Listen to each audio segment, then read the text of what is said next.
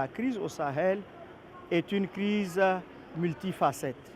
Il y a des problèmes de sécurité, il y a des problèmes d'impact du changement climatique, il y a des difficultés économiques, mais il y a également quelques questions de gouvernance qui se posent.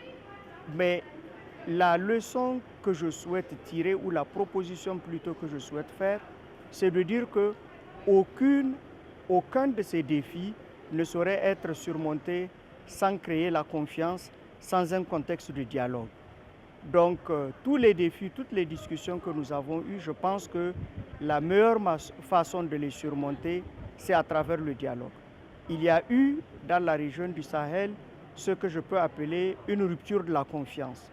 Et une rupture de la confiance, elle est facile dans sa manière d'intervenir, mais elle est difficile à surmonter.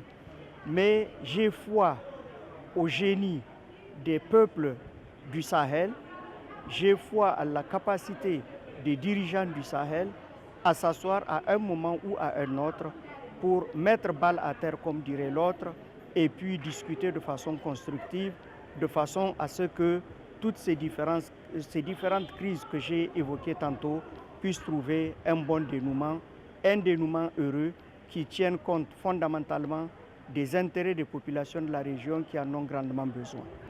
Les changements, c'est des changements de comportement.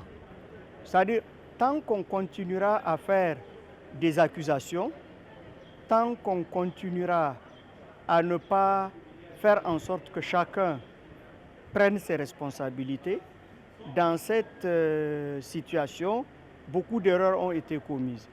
Des erreurs d'appréciation de certains dirigeants de la région, de certaines organisations également. Il ne faut pas avoir peur de le dire. Dans une famille, il peut y avoir des difficultés. Mais aucun problème n'est insurmontable face à la volonté et au désir de paix des hommes et des femmes de la région.